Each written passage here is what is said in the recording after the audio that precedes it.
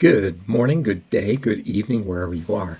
This is Ron from Higher Vista and delivering information about cybersecurity. I am not trying to sell you anything, so I would please give me a thumbs up. This is content that I'm just delivering to share with you.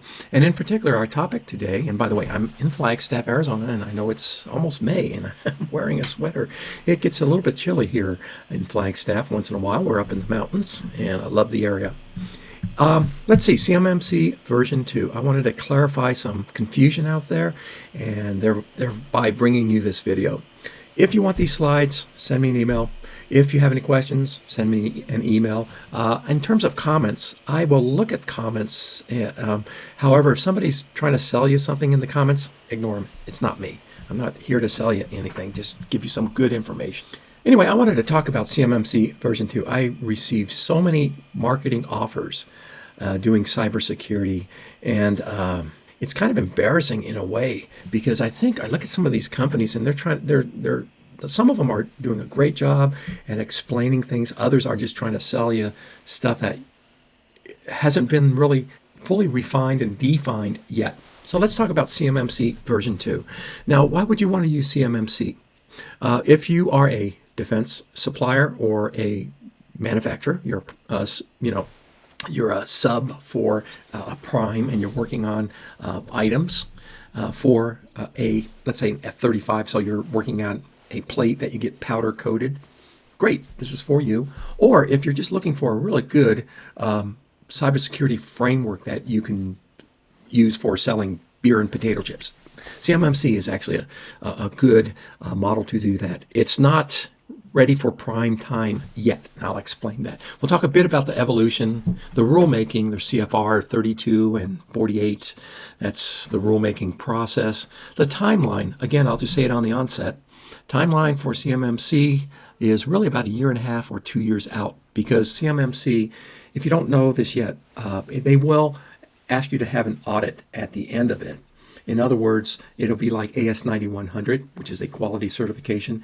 Every 3 years with AS 9100, as a business, you pay an external auditor to come out, review everything you have, and he or she will give you a stamp of approval, and you're good to go for about 3 years. So they're looking at the CMMC. They, the Department of Defense, Congress, etc., are looking at the CMMC in the similar light. Again, it's not ready for prime time, so if you're getting marketing materials that say, hey, you got to be compliant right away, not so. Anyway, I always use the term trust but verify. And if you look through some of the marketing materials, they try to get you that immediate call to action.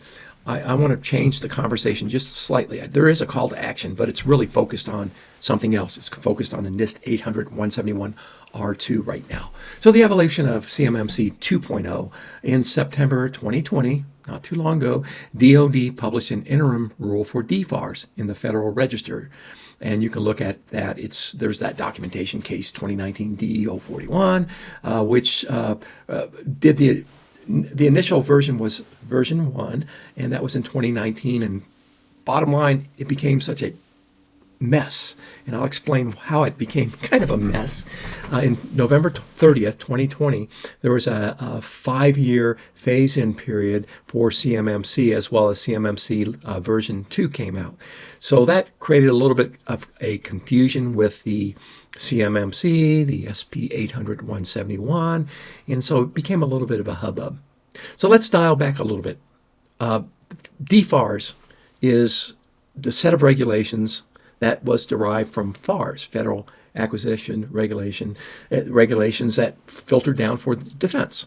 Well, the Defense Department's really interested in protecting what they call CUI, Controlled Unclassified Information, and FCI, Federal Contract Information. FCI is, you could say generally speaking, it's things like who's getting the contract. It may have some part numbers in there. It could have some other information that reveals just some general information about who's doing what, that federal contract information, who's doing what part at what time, maybe even some duration, timelines, and deliverable examples. Now, that's roughly speaking. We can get in a whole conversation about FCI. But CUI is likewise. It could be if you're doing that metal plate that needs to be powder coated, it could be the drawings for that. So all those pieces of information, if you're doing recon, if you're an adversary and you're doing recon, you want to pull all these different parts, FCI, CUI from, let's say Raytheon probably has, I know they have hundreds, if not thousands of subcontractors. So if you're Raytheon and you're doing the AMRAAM, tow missiles, other type of components for DoD, you have a lot of people creating grommets, screws, plated parts for your items. So if you're an actor, you want to gather all that information. So DFARS is meant to protect all that information, both the FCI and CUI. So DFARS, what happened is the regulations came through, pitched them over to NIST, National Institute of Science and Technology, and they created some documentation that we can understand in order to comply with the DFARS. So NIST 800-171 R2 is now the most current version that is really kind of the hot sweet spot, if you will, for DoD suppliers and manufacturers, the subordinates, if you will, the subs. And so that's kind of how that really works. So CMMC was added because the 171 was self-attestation. So I could be one company, I would look at it and I go, oh, yeah, I'm looking at these 110 controls. Oh, control 361. Oh, I'm pretty close. I'll give myself a yes. Pretty close doesn't really count. But in self-attestation, there's this thing called survey bias. So I might give myself 100%. I'm 100% done. Actually, I've been in manufacturers that have said they're 96 and 98%. After I've walked through them with all the controls, it turned out they were only like 32% done. So there's that survey bias. So what DoD wanted to do is implement CMMC to have that cycle around where they would have external auditors to go ahead and review the 171 just to verify it. Very much like the quality. Somebody externally would come and review your paperwork and say, oh yeah, this is good to go. Or they might say, well, you got some gaps here, fix these up before I give you the rubber stamp for 3 years. That was the whole process. CMMC version 1 was confusing. It was based off of what's called the SEI capability maturity model.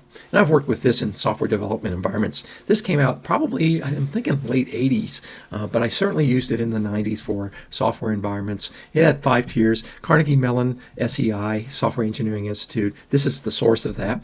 MIT, Carnegie Mellon, and I think Johns Hopkins contributed to CMMC version 1, and they did a great job. They used this as a model, 5 steps, and they said, well, we'll have an initial, all the way up to optimizing would be step 5 of CMMC version 1. And it incorporated the controls from NIST 800 and 171 R1 at the time, and they also threw in to the mix CIS controls and some other additional controls, and quite frankly, it became confusing for manufacturers, only because a lot of manufacturers only have 2, 4, 12 employees versus this model, which was geared towards larger development organizations. So it became sort of a pain point for a lot of manufacturers, a lot of fear, a lot of confusion, and adding to that were a lot of people marketing stuff about CMMC version 1 and even version 2. So the intention was, the DoD kind of dialed back and said, what is our intention? Oh, we want to protect our crown jewels, the CUI and FCI. And actually the model can be used to protect things like, other than CUI and FCI, trade secrets. If you're in a business, you might have some intellectual property. You certainly will have your PII, your personal information for your employees that you want to protect. So there's a lot of crown jewels where you want to kind of cloister up and hide. The 171 does a great job in helping you with that. There's other models out there, but I think the 171 is one of those that are sticking with us. If you're, again, a DoD associated organization, you'll definitely want to do the 171. But if you're not, if you're selling beer and potato chips, this is a great model to get started with. CMMC version 2 in March 2021. Bottom line, they mentioned 850 public comments. I have a feeling might be a factor of off by 90%, is probably 8,500 people going, what the heck is CMMC version 1? We got 5 tiers. We've got these other items kind of dialing into it. It's driving us crazy, and we only have 4 people in the shop, So what happened is it was too confusing. It's a great model. SEI, Carnegie Mellon, MIT, Johns Hopkins did a fantastic job in that model, but it was not a model to be implemented by mom and pops who were doing a majority of the manufacturing in the U.S. So they needed to dial it back. So the bottom line is They went from 5 steps to 3. And we'll look at those in a second. Bottom line is they're now focused on SP 800-171 for steps 1 and 2, levels 1 and 2, and 800-172 for level 3. So here's the titles of it. 171 is called Protecting Controlled Unclassified Information in Non-Federal Systems and Organizations. So it's not the Raytheons, because they have to apply to something else. Now they have to focus in on 853. It's more like for the subs who are working on the screws and the sheet metal parts and rubber grommets, the mom and pops that really kind of run the show anyway.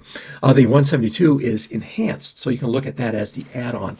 And looking at 172, it's really policies, procedures, best practices, as well as more of a reflection, a push forward towards zero trust. And I'll talk about zero trust at a later video. But 171 handles steps, levels 1 and 2 of CMMC version 2. And level 3 is 172, which is kind of, you can look at as all the audit hooks in some regard, and as well. So we'll move on from there. I'll have a further explanation of level 3 at one point. This is just going over CMMC version 2. So here's a five-tier to 3-tier model. That's bottom line with version 1 to version 2 of CMMC. And I just want to look at this graphic. I grabbed this off of OSD's website, so this is something you can find yourself on OSD's website. On the left-hand side is the 5-tier model. You'll see all the different practices, the controls, if you will, 171. So they're really piling in things into that 5-tier model, CSI, CIS stuff, CSI, as well as some other items in there. So they dialed it back to only 3 levels. People are already kind of comfortable with the 171. So what they did with level 1 is 17 controls or best practices to make, I call them cybersecurity hygiene items. We should even have level 1, even on a home environment, in my opinion. Level 2 is 110 controls, just like the 171 was, and it is. It's all embodied in level 2. So level 1 is 17 of the 110, and then you just dial up to the balance of the 110 controls. Level 3 is embodied in the 800-172, and if you look through the 800-172, after you get done with level 2, look at level 3. It's policies, practices, and a lot of documentation. I would say it's a little more documentation heavy, in my opinion, than, let's say, level 2. In general, here's how they looked at it. Flexible implementation, you really tier up. You start with level 1, you do a gap analysis. I would recommend a gap analysis on all 110 controls, see where you are, and then see out of those 110 controls if you hit the mark on the first 17. If you haven't addressed those items for the first 17 that you didn't get, that way at least you can know you're in level 1, and then start chunking up the balance of the 110 where you have a gap. A reliable assessment, streamlined model. I think it's clearer to have the 3 phases, 3 tiers in version 2 rather than the 5, because they're throwing much more of the cybersecurity controls into CMMC version 1, and it created a lot of consternation and confusion. Rulemaking, again, I want to emphasize with CFR 32 and 48, I have that highlighted. That's still ongoing. In other words, Congress is handling that. I put TBA beside CFR 32 and 48.